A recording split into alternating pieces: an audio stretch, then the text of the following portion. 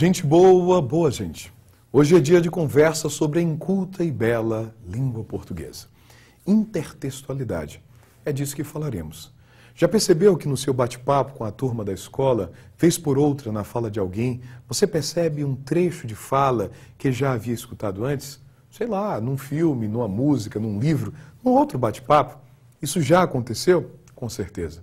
Até porque todo texto, seja ele um Shakespeare ou um simples alô, é produto da criação coletiva. É bem verdade que nos sobram surtos de genialidade, ao fugirmos das leituras óbvias, sobretudo. Mas o fato é que somos frutos de muitas vozes, de muitos textos com os quais dialogamos em nossas existências. João Cabral de Melo Neto ilustra bem isso em seu poema Tecendo Amanhã. Um galo sozinho não tece o amanhã. Ele precisará sempre de outros galos, e de outros galos, que com muitos outros galos se cruzem, os fios de sol de seus gritos de galo, para que amanhã, desde uma teia tênue, se vá tecendo entre todos os galos. Bravo! É dessa teia que estamos falando. Um texto abraça outro texto, compartilha elementos que eles são próprios e vão construindo a identidade da humanidade, este nosso eterno amanhã. Isso é intertextualidade. Grosso modo, é um diálogo entre textos.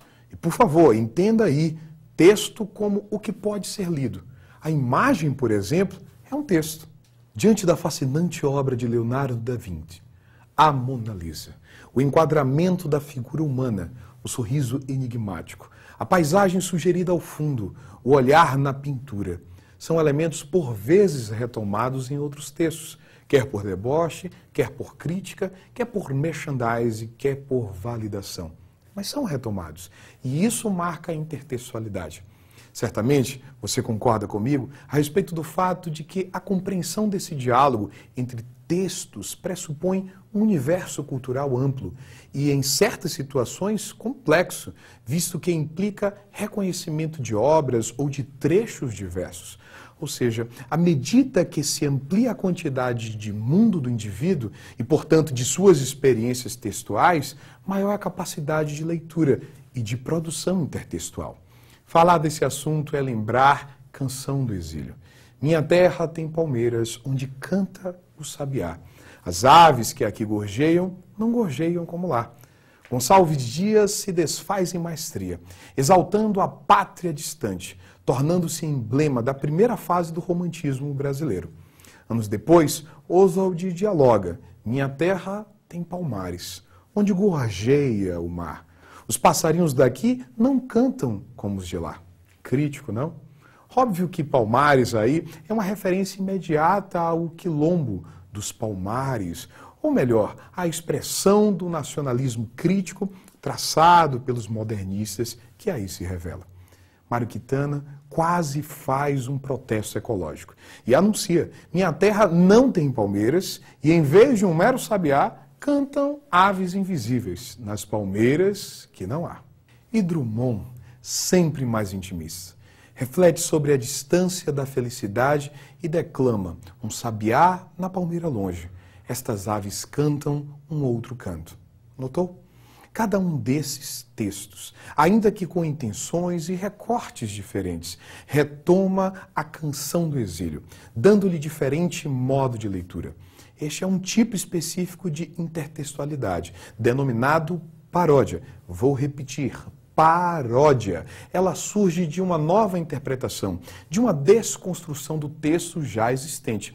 Sua proposta é adaptar o original a um novo contexto, valendo-se em geral da fama já agregada pelo original, propondo em muitas ocasiões tons de risos e deboche. Isso acontece num dos grandes sucessos infantis da bilheteria americana, produzido pela DreamWorks, o filme Shrek.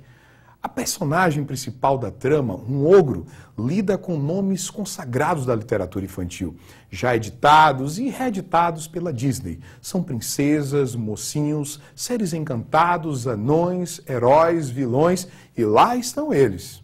Uma grande paródia. As personagens são desconstruídas e, por vezes, banalizadas em tons vorazes de deboche. Isso é intertextualidade. Dois outros tipos de intertextualidade, bem mais simples, é claro, são a epígrafe e a citação. A primeira é uma frase ou uma menção curta, disponível no início dos livros, dos capítulos, dos poemas. Você já deve ter visto. É nada mais que um pequeno texto que dialoga com o texto antecedido, tendo por objetivo preparar o leitor para o tema que será abordado. Por incrível que pareça, a Canção do Exílio é também aí bom exemplo. Traz antes de si uma epígrafe, um texto do escritor alemão Goethe, que é um estímulo fantástico a conhecer as terras brasileiras.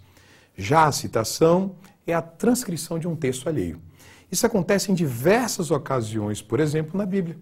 No capítulo 4 do Evangelho de Lucas, Jesus Cristo toma em suas mãos um livro e cita as palavras do profeta Isaías. O Espírito do Senhor é sobre mim, pois me ungiu para evangelizar os pobres, enviou-me a curar os humildes de coração, a pregar liberdade aos escravos e restauração da vista aos cegos, a pôr em liberdade os oprimidos e a anunciar o ano aceitável do Senhor. Notou? Um texto sendo útil a outro texto. Intertextualidade. Bem, ainda é possível citar a paráfrase. Nela, a intertextualidade requer talvez uma habilidade maior. Trata-se da transcrição de um texto, obviamente com outras palavras, sem a intenção de modificá-lo, ou mesmo de lhe entregar uma abordagem diferente.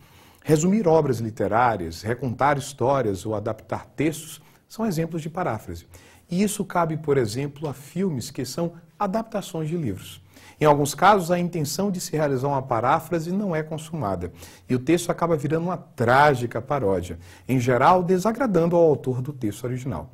Não são poucos os filmes que se referem a clássicos da literatura, tropeçando assiduamente no resultado final. Uma das mais sofisticadas adaptações que conheço chama-se Morte em Veneza, um drama baseado na obra de Thomas Mann. Vale a pena conferir. Boa indicação. E por falar em paráfrase, Renato Russo na música Monte Castelo é inesquecível. Ainda eu falasse a língua dos homens e falasse a língua dos... Observe que o texto cantado é a soma quase literal de outros dois textos.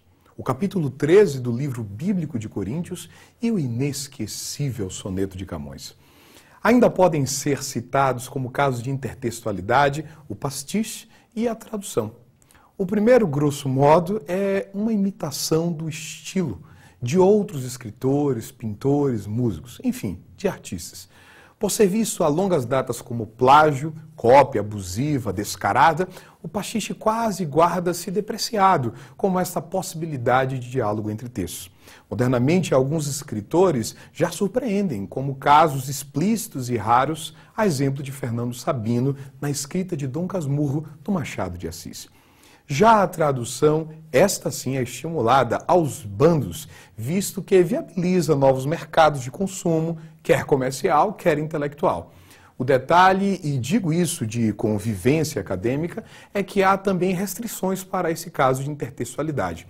Algumas obras, quando traduzidas, se não bem traduzidas, perdem sua feição original, corrompendo até a intenção pela qual foi concebida.